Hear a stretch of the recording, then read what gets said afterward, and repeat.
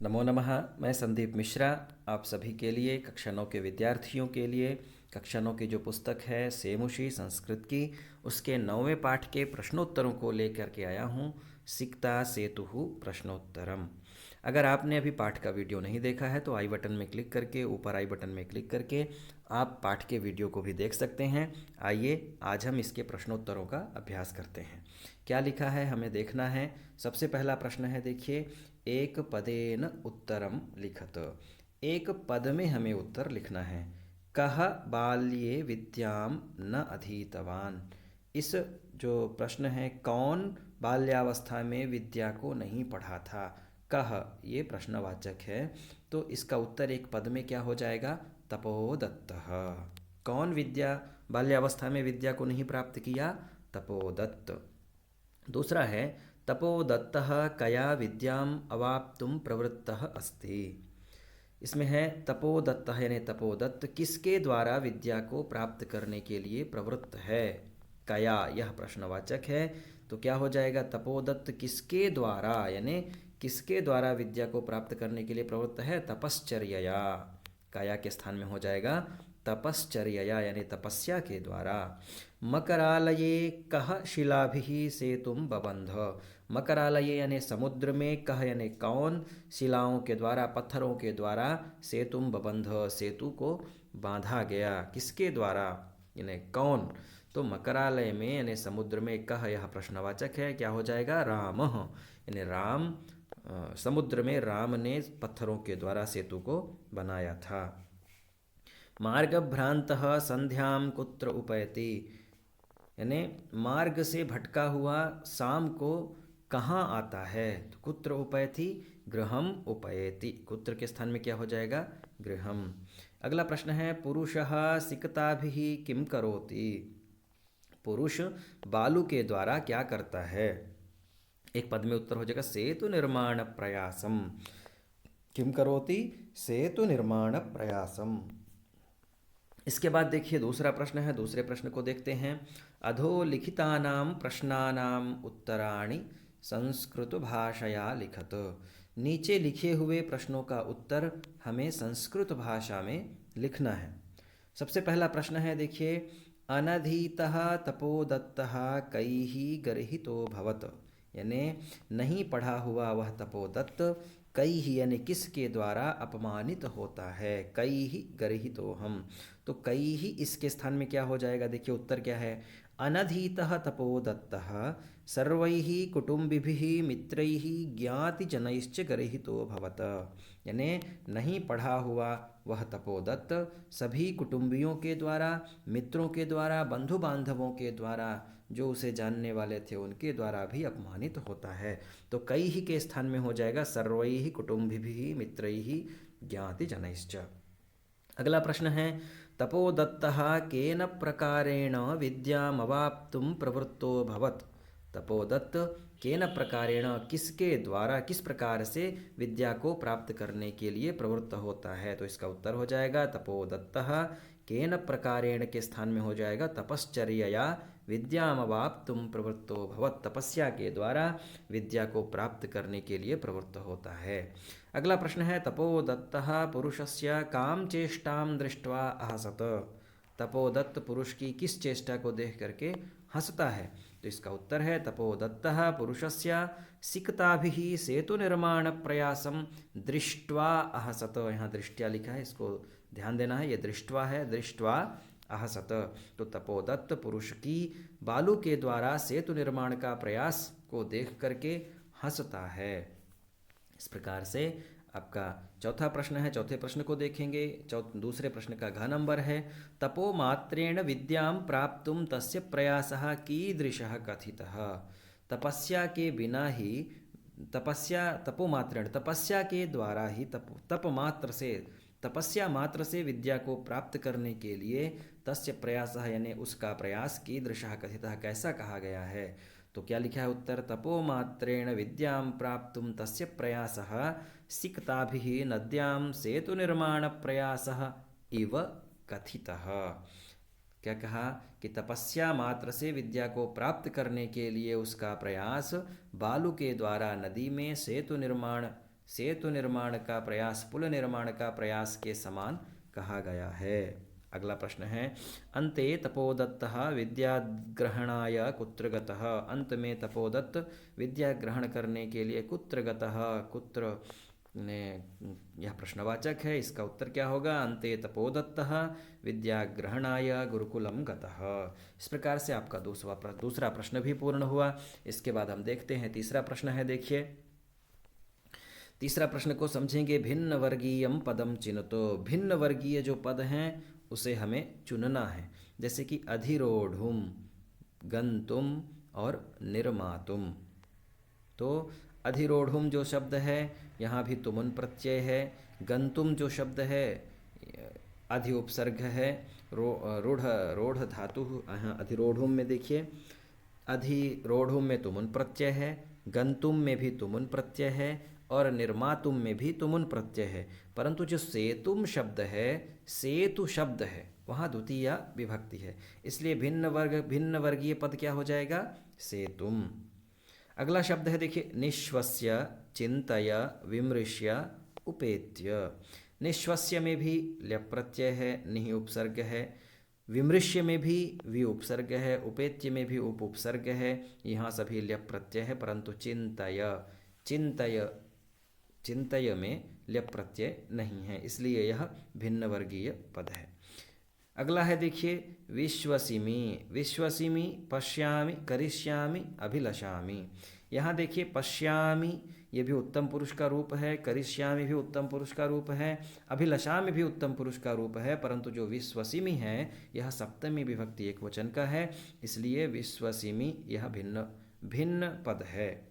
तपोभिः दुर्बुद्धिः सिकताभिः कुटुम्बिभिः, यहाँ चार शब्द हैं। तो जो तपोभिः है वहाँ भी तृतीया विभक्ति बहुवचन है, सिकताभिः में भी तृतीया विभक्ति बहुवचन है, कुटुम्बिभिः में भी तृतीया विभक्ति बहुवचन है, परंतु जो दुर्बुद्धि शब्द है वहाँ प्रथमा विभक्ति एक वचन है, दुर्बुद्धिः, इसलिए यहाँ भिन्न पद है दुर्बुद्धिः। इस प्रकार से आपका तीसरा प्रश्न भी पूर्ण हुआ। इसके बाद आइए हम चौथे प्रश्न को पढ़ते हैं। चौथा प्रश्न क्या लिखा है? रेखांकितानि सर्वनाम पदानि कस्मै प्रयुक्तानि। रेखांकित जो सर्वनाम पद हैं वह किसके लिए प्रयोग हुए हैं? अलमलम तव श्रमेण। तपोदत्त पुरुष से कहता है, क्या कहता है कि अरे तुम अपने परिश्रम को रोको, परिश्रम मत करो। तव श्रमेण यानी तुम्हारा, तो यह जो तव शब्द है वह किसके लिए प्रयोग हुआ है? पुरुष के लिए। यहाँ इसलिए क्या हो जाएगा? पुरुषाय। क्या लिख देना है हमको? पुरुषाय। दूसरा है, न अहम सोपान मार्गैः अट्टम अधिरोढ़ुम विश्वसिमि। और न मैं सोपान के द्वारा, सीढ़ियों के द्वारा, अट्टम अधिरोढ़ुम विश्वसिमि ऊपर चढ़ने के लिए विश्वास करता हूँ। अहम, अहम यह किसके लिए है? पुरुष के लिए है। पुरुष ही कहता है कि मैं सीढ़ियों के द्वारा चढ़ने में यानी ऊपर चढ़ने में विश्वास नहीं करता हूँ।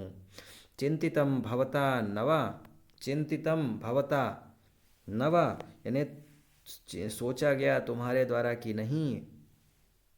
तो भवता जो शब्द है वह भी किसके लिए कहा गया है? पुरुष के लिए कहा गया है, ये ध्यान देना है। अगला शब्द है देखिए,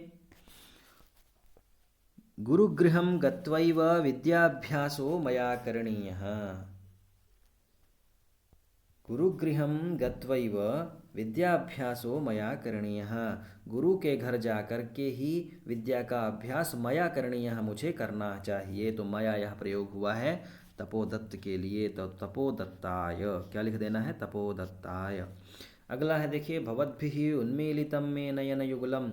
भवद्भिः यानी आपके द्वारा मेरे दोनों नयनों को खोल दिया गया। तो मैं यह मैंने मेरा, मेरा यानी किसका? तपोदत्त का। तो इसका क्या हो जाएगा? तपोदत्ताय। यहाँ लिख देना हमको तपोदत्ताय। इस तरह से आपका चौथा प्रश्न भी पूर्ण हुआ। आइए आगे हम पांचवें प्रश्न को पढ़ते हैं। पांचवें प्रश्न में क्या लिखा है देखिए, अधो लिखितानि कथनानि कः कम प्रति कथयति। नीचे लिखे हुए कथनों को कौन किसके प्रति बोलता है, इसको हम समझेंगे। क्या लिखा है? हा विधे किमिदं मया कृतम, हा विधे किमिदं मया कृतम तपोदत्तः विधिम। तपोदत्त किसके लिए कहता है? विधिम यानी ईश्वर के लिए कहता है। दूसरा दूसरा शब्द वाक्य है भो महाशय किमिदम विधीयते, अरे महाशय यह क्या कर रहे हो, ऐसा कौन बोलता है?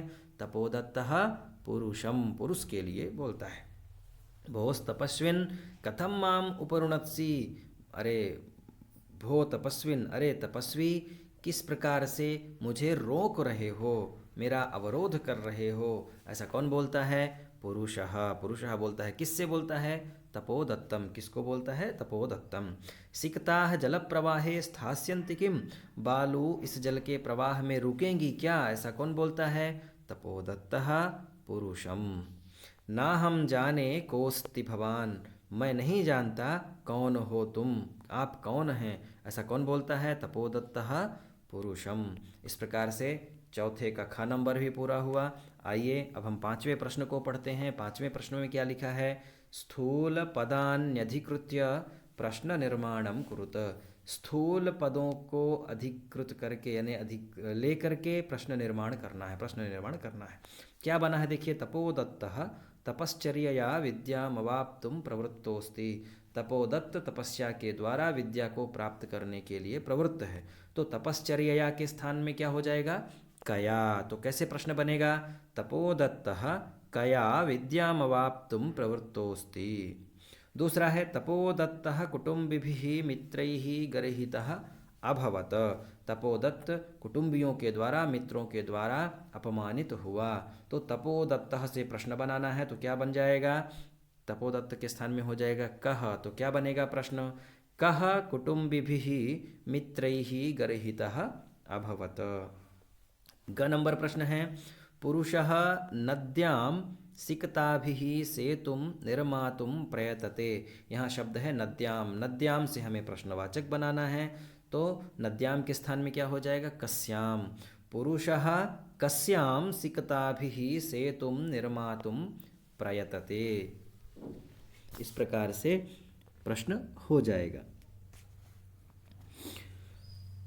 अगला है तपोदत्तः अक्षरज्ञानं विनैव वैदुष्यम अवाप्तुम अभिलषति। तपोदत्त अक्षर ज्ञानम, अक्षर ज्ञानम इस शब्द से हमें प्रश्न बनाना है। तो तपोदत्तः अक्षर ज्ञानम विनय किम, अक्षर ज्ञान के स्थान में क्या हो जाएगा? किम। तपोदत्तः किम विनैव वैदुष्यम अवाप्तुम अभिलषति, इस प्रकार से इसका प्रश्नवाचक बनेगा।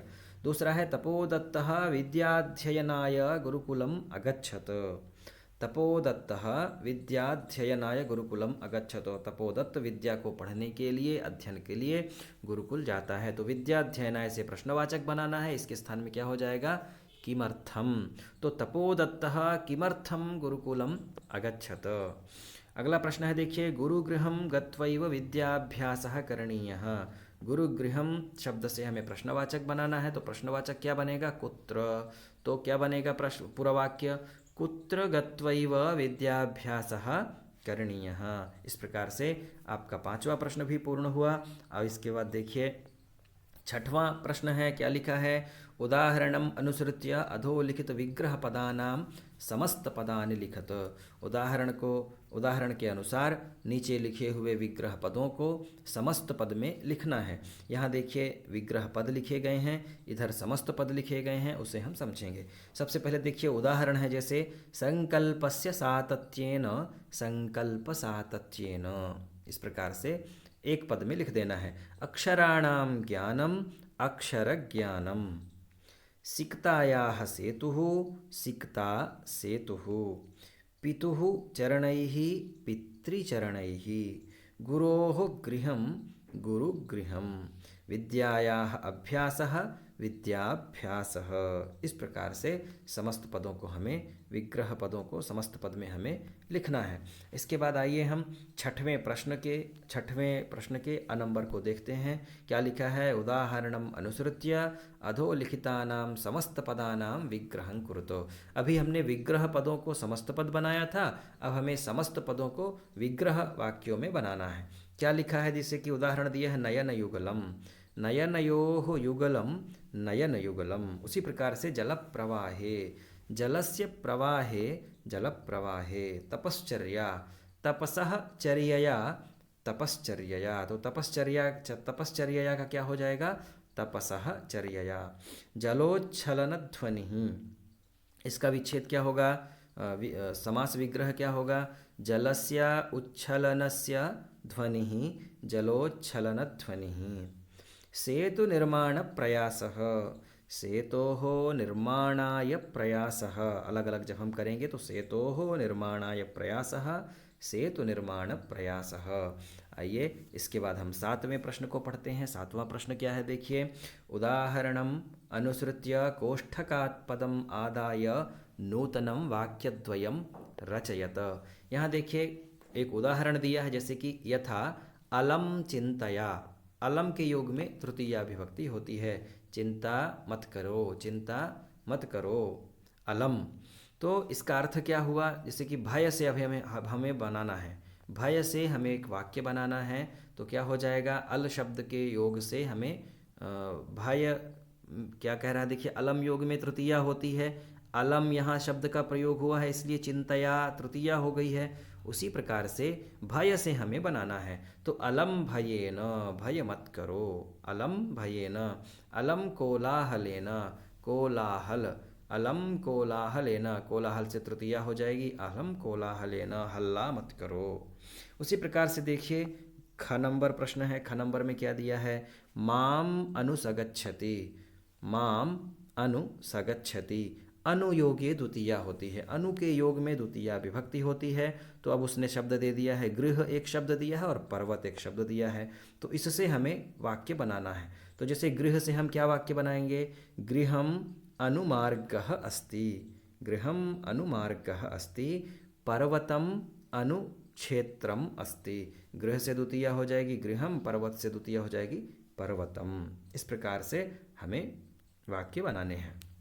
इसके बाद देखिए तीसरा प्रश्न है, अक्षर ज्ञानम विनैव वैदुष्यम प्राप्तुम अभिलषसि। विना योगे द्वितीया है, विना के योग में, विना शब्द के योग में द्वितीया विभक्ति होती है। तो शब्द है जैसे परिश्रम और अगला है अभ्यास। परिश्रमम विनैव सफलताम प्राप्तुम इच्छसि, परिश्रम के बिना ही सफलता को प्राप्त करना चाहता है। अभ्यासम विनैव पुस्तकम पठितुम इच्छसि, अभ्यास के बिना ही पुस्तक पढ़ना चाहता है। अभ्यास, अभ्यास से द्वितीया अभ्यासम, परिश्रम से द्वितीया परिश्रमम। अगला शब्द है संध्याम यावत गृहमुपैति, यावत योगे द्वितीया, यावत शब्द के योग में द्वितीया विभक्ति होती है। तो शब्द है मास और एक शब्द है वर्ष।